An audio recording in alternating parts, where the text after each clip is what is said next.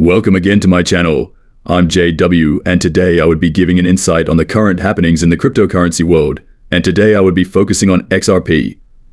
Don't forget to like, comment and subscribe to my channel for more update. Hello everyone, and welcome back to Moments Known channel, your go-to place for all things cryptocurrency. I'm JW, your host. People, I hope you all had a wonderful day. It's Wednesday, March 27th. We are coming closer to the day when lives will be drastically altered by the powerful cryptocurrency BARD.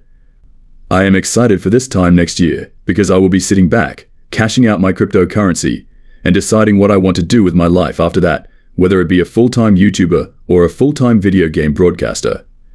Full-time content creator working non-stop, I'm not sure. But that's what makes it so lovely. I have plenty of free time to figure it out now. The time is now.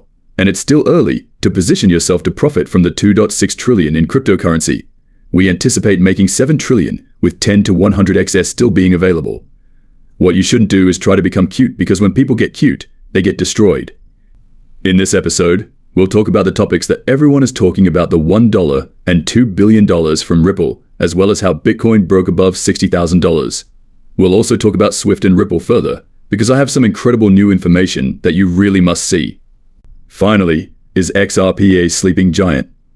Going to break down everything for you, so please take a seat, unwind, and let's get started. $7,650 worth of Bitcoin Ethereum's hourly chart is a little bit red, but it is currently up 5.61% over the last 24 hours to 3,630. It's up 5.6, with some red visible on the ARI chart. The USDT and USDC both come in at 99 cents. While the XRP is lean by 64 cents on average. My beloved Cardano, which I have been working so hard to get engaged with, is down a little bit. This morning, it was at 68 cents, we're down to 677. That's 677 for those of you keeping track. It's down 74% on the hourly chart. Follow at home if you're not already a part of the Boot Patreon group. Click the link below to join. We're sharing cryptocurrency assets that we're incorporating into our strategy, and things are starting to heat up and pick up as the cryptocurrency bull market continues.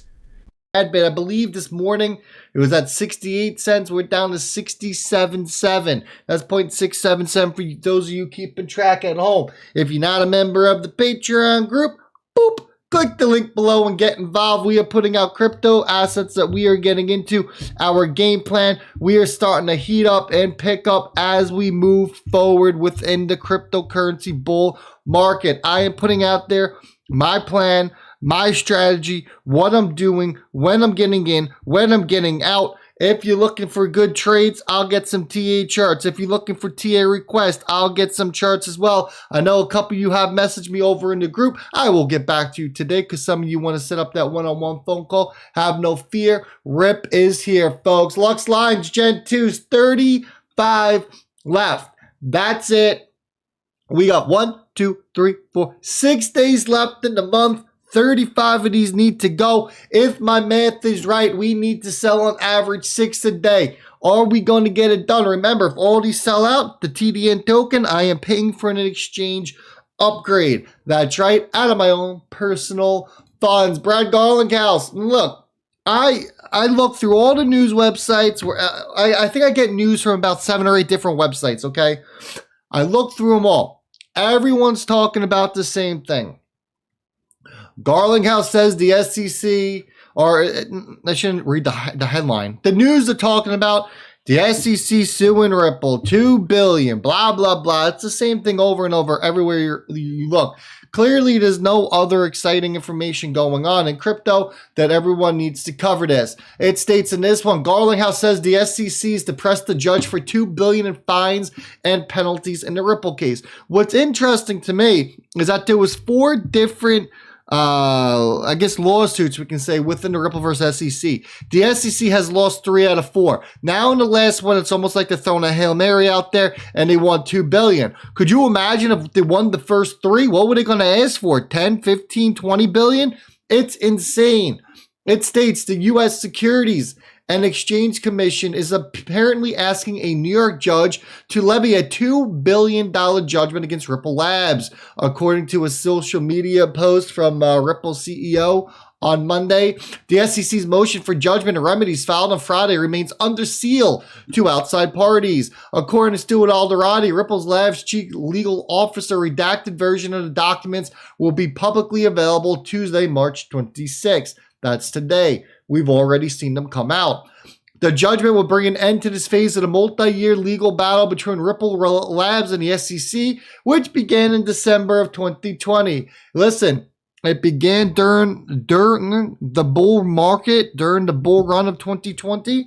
Let it end during the bull run of 2024. What do you think about that? That's what I'm all about. There's Stewart's tweet for those of you looking at the screen. Listen, $2 billion.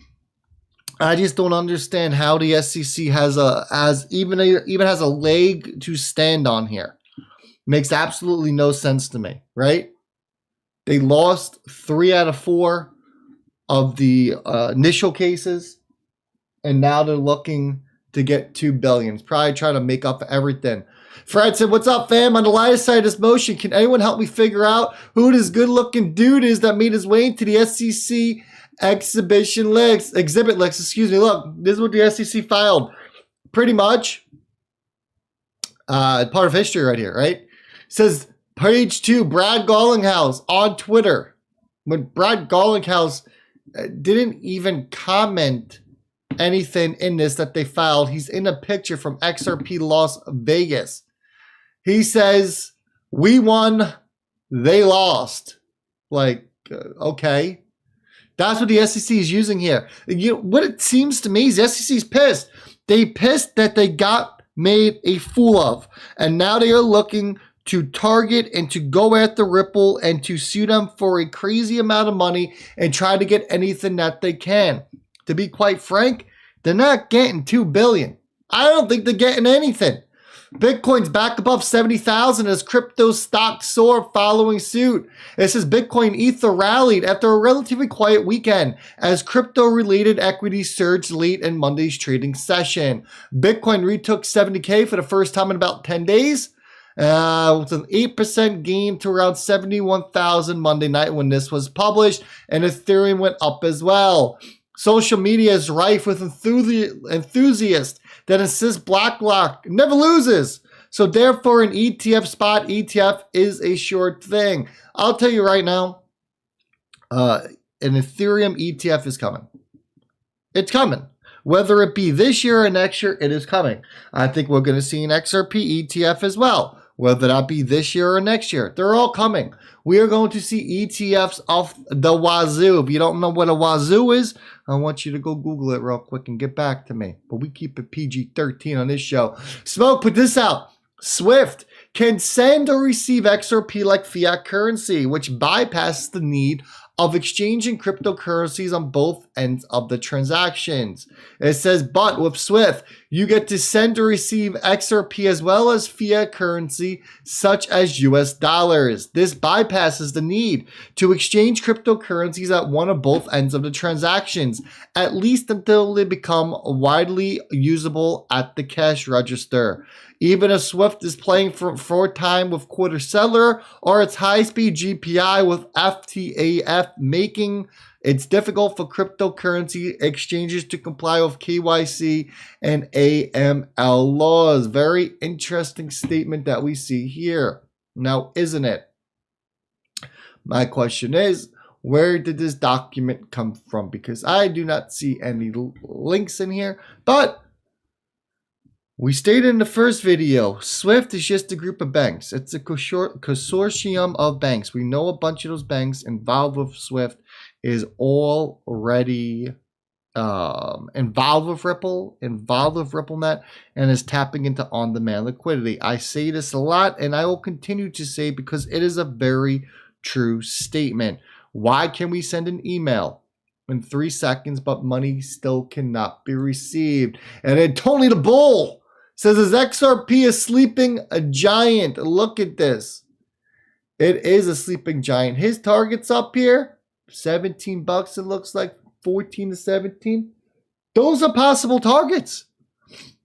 If we see a parabolic blow off top and we see cryptocurrency get above a $10+ trillion market cap, or we see a mass rotation at the end of the bull cycle into XRP, when all these cryptos, Bitcoin, Ethereum, Cardano, throw them in there, have already popped, and we see a massive rotation into XRP, we can see these kinds of numbers.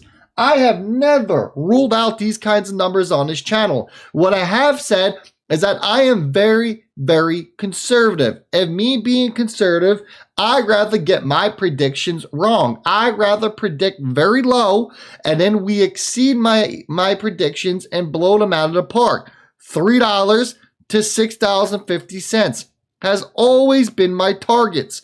You will not be mad at me if XRP gets above 650. You will not be like, Rip, I hate you. We hit a $7, $8, $9, $10 XRP. But if I came out here and I told you XRP is going to $10 and we only hit a $4 XRP, you guys are going to hunt me down and you're going to find me. You're going to be very upset. That's the nature of the beast. That's how life works. Shoot low, aim high. That's where we're going, folks. Listen, 14 to 17, they've always been in my realm, but I'm a conservative kind of guy. 3 to 650, let's get it. It's coming, 2025. I hope you're ready, folks. Wash your damn hands. Be nice and be kind to each other. Ripple Van Winkle is out.